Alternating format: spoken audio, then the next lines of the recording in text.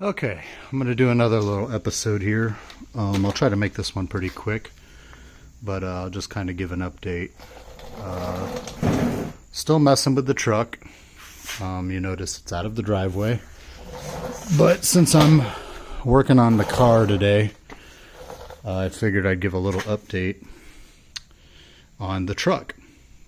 So basically, I'm still tuning. We're still kind of moving the tuning along, and during the tuning, I think in the last video I kind of covered that I had a check engine light that was still on, and when I pulled the codes I was getting some MAF and some MAP codes for the mass airflow manifold absolute pressure. If you don't know what MAF and MAP means.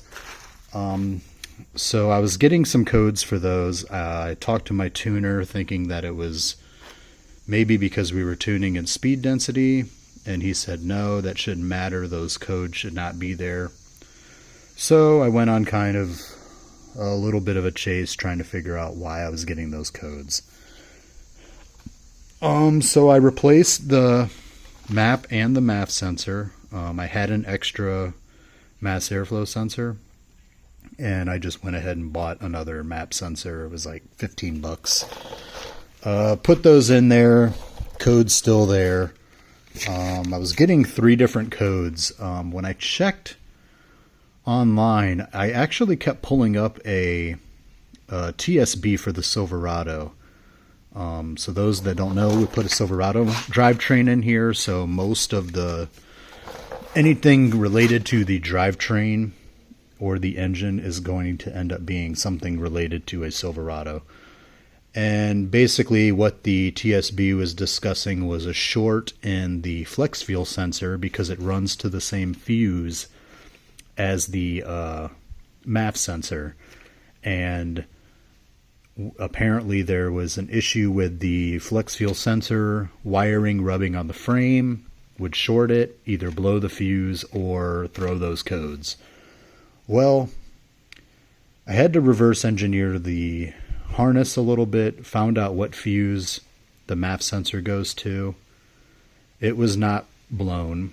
Then I had to go through the wiring diagram of the Silverado, figure out where the flex fuel sensor runs to see if I had a wire in there to see if maybe it was shorting somehow, and nothing. So this kind of led me down a small bit of a rabbit hole, but, well, it was kind of a big rabbit hole. But as you can see here, this is actually the Colorado wiring diagram. So I had to go through the Colorado wiring diagram and kind of figure out how this harness was built to integrate the Silverado into the Colorado, to kind of figure out how all this wiring should run. So I did some reverse engineering. I made myself a little cheat sheet here. Went through every pin of the MAF sensor, every pin of the MAP sensor. The MAP sensor only has 3 wires. The MAF has 8. Checked them all for continuity, and actually pin number 8 of the MAF was not right. So those that don't know, if you have a nice little voltmeter, this one's actually pretty cheap. You have a thing, most voltmeters have this thing right here in the resistance. It'll be something with some type of audible type thing. Mine, it's just like a little thing that looks like a volume. If I put it on there and I have my leads for resistance, and I basically can go across wires, and you see I get an audible. That means I have continuity. So for example, I've got my pigtails here. I can do, if I do my greens, that's telling me that wire is continuous and there's no breaks in it, no shorts, and it's a continuous wire. So I got out my little wiring kit. I have some alligator clips, Nope, I just dumped them. But I've got my needle pins so I can go into pin locations on different sensors, and ran a continuity check on everything. And when I did the pin 8 of the MAF into the pin 15 of the block 2 of the ECM, which is the black plug, I had no continuity. Luckily, I just happened to notice that in pin 14 there was a wire ran, and when I was looking at the wiring diagram, that pin's location is not used. So I checked pin 14, and luckily that was the wire. So when they built the harness, they had pinned the MAF sensor and had one in the wrong location, so that data was not going to the ECM, therefore throwing a multitude of codes. So going back, let's go over to the engine compartment. I was just driving the truck around, so I've got it out of the garage. So there's our ECM. There's X123. I believe it's that order. I believe X1 is the top, X2, X3. So I had to pull X2 out, take it apart, depin 15 or 14, move it to 15, and then now our MAF is pinned correctly. Everything's going to the correct location, and then I verified the map sensor. Those 3 pins going to the correct locations.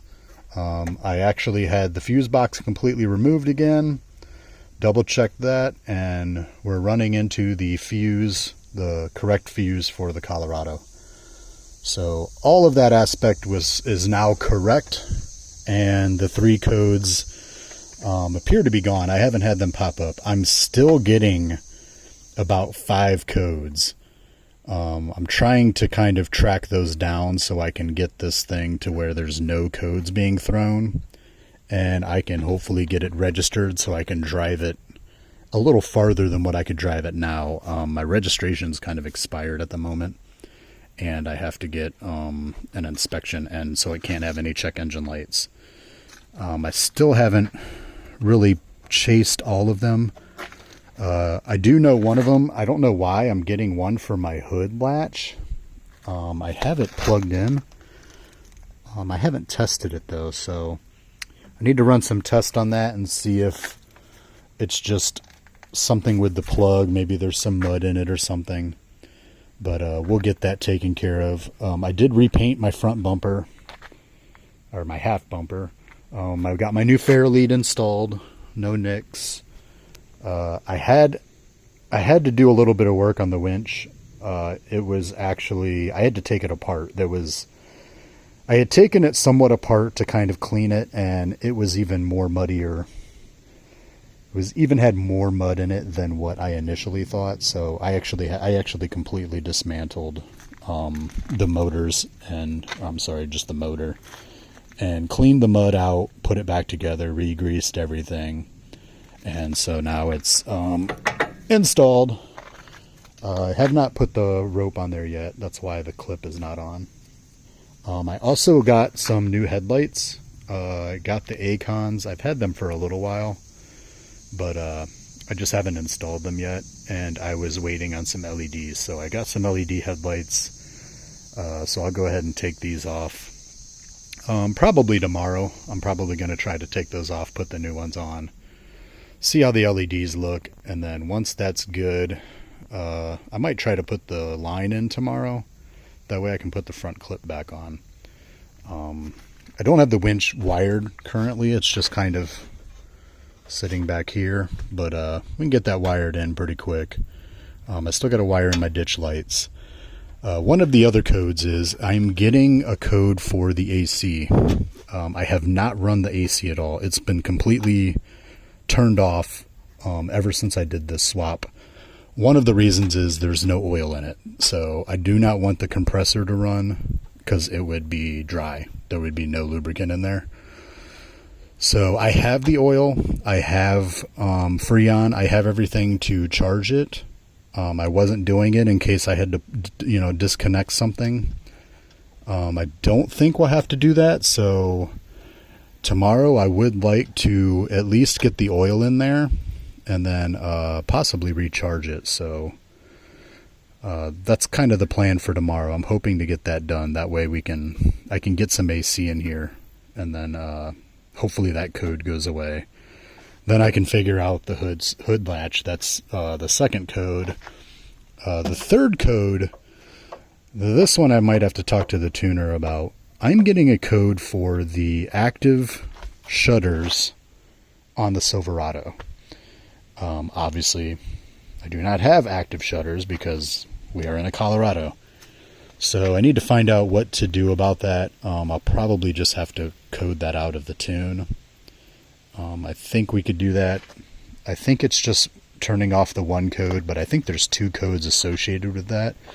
So I got to do a little bit more research, figure that out, and hopefully get that done. And then the other two codes. So one of them is kind of weird. It's like it comes up as multiple different things. One of them is basically bad communication with the ECM.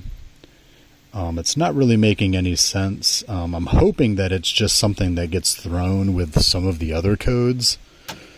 So I'm going to kind of hold off on that one. I really don't have a solution at the moment. And then the other one is something with the brake switch. I haven't really researched that one yet. I'm plugged into the vacuum pump. I haven't tested the vacuum pump to see if that's coming on. So I don't know if it's something associated with, the booster, and something with the vacuum pump turning on. I haven't dug into that one too much. My goal right now is to kind of get the AC one going and try to clear the two that I kind of know about, and then kind of go from there. So I'd like to kind of hit one at a time, and then just kind of hope that they start going off, because once they go off and I can get the readiness going, I can get this thing registered, and then I could drive longer distances to kind of, just make sure everything's good, and then actually get, those codes going. Because right now I can only drive maybe about 5 mile one way before I kind of get into areas where I might have some issues driving around with no registration. So that's kind of where we're at right now. I did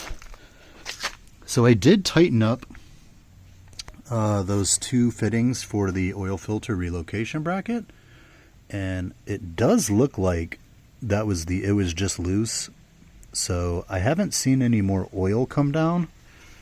So hopefully that's it for that. I still have not fixed the transmission line yet. So I still get a little bit of a drip out of there, but it's not much.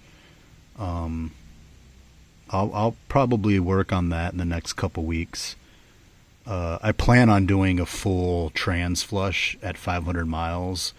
I've driven it about 170 at the moment, so I'm not even halfway to that 500 yet. But once I get those codes cleared, I'll probably get to that 500 pretty quick. So I'd like to get that fixed before then. That way, once I do the 500 flush, the transmission fluid's good and we're full, correct amount. And then whatever other leaks I have. There is something that looks like I might have a very, very, very small oil leak at the oil pan. That one has me a little worried. There's not a lot coming out, but you can kind of see a little bit of oil here occasionally at the oil pan. I did seal it pretty good, but where the oil filter originally goes, there's like a machined plate that just has two O-rings that kind of, goes up there, and then when you tighten, there's only two bolts that kind of hold it. once that's tightened, only those O-rings seal that. So I'm hoping that if there is an issue there, it's just something with those O-rings, and I could just kind of drop that 2-bolt plate, you know, replace the O-rings, maybe put some better ones in there, and then reattach that.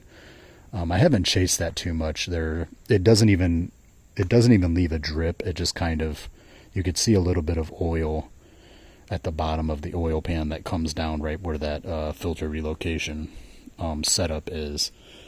So I'll investigate that a little bit more. But once again, we'll do the 500. So when I get to 500, whatever that issue is, I'll be dumping the oil out.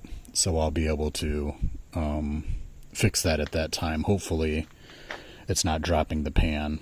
I haven't really looked at it yet, but I'm hoping that if I do have to drop the pan to reseal it, I don't have to drop the front diff. I haven't really looked at it to see how much clearance I have. I know with the regular Colorado with the V6, you have to drop the front diff to pull the oil pan. Not sure now, since I do have a pretty high clearance oil pan as far as that front half where the front diff goes across. Maybe I might have to just loosen the bolts and kind of just angle it down a little bit to kind of get the clearance, but we'll see. It's not the end of the world, it's just I really don't want to drop the front diff again. But yeah, that's kind of where we're at. I try to drive it at least every other day just to kind of put some miles on it, get some logs going. We're moving along with tuning. She's running pretty good. It's pretty loud. I'm not a big fan of this. I don't mind the idle and I don't mind the kind of driving, but man, this muffler, when you get on it and you let off, the kind of burbles it gives off is just really loud. A little bit too loud for my liking. It's tucked in there pretty good. There it is. But yeah, so the plan is, you know, eventually I have that X-Mod MagnaFlow that I'm going to put on there. So hopefully we'll get that on there soon as well. And then can kind of put everything else back on here. You know, I still have the sliders to put on. Still have the front skids. Still have the wheel wells, the front clip, the flares. You know, put them all back on, but I do want to do a full detail of this before I put the flares and the wheel liners back in. But we're getting there. I haven't devoted a lot of time to wrenching per se because I've had some trips that I've kind of been doing, and I kind of just want to get the tuning kind of done before, you know, I go and start wrenching again. That way I get it registered. That's kind of my goal at the moment. So there may not be too much of an update over the next couple weeks. You know, once I get the registration good, I'll probably make a video kind of going over that process. And, you know, we'll kind of go from there. And then as I kind of put everything back together, I'll do some videos of that. It shouldn't take me too long. Once I get the registration and I do the full detail, I'll probably just throw everything back on, the bumper, the flares, the skids, everything, to where it's fully done. And then I'll kind of just do a overall reveal to kind of show what everything looks like complete. I am waiting for Black Friday sales. Hopefully there are some discounts on some stuff, because I do want to do the transmission skids and the transfer case skid from AEV. So I'll probably do those around Black Friday. So I'll probably do a video showing how the clearance of that is with kind of my setup, since the transfer case does hang just a tad lower than the Colorado. And yeah, I think that's good for this video. I'll probably I'm gonna upload two. I'm gonna do another video based on some things I've kind of learned about GM recently. I just kind of want to discuss. I'll just put that in a separate video. But I'll catch you guys on the next one.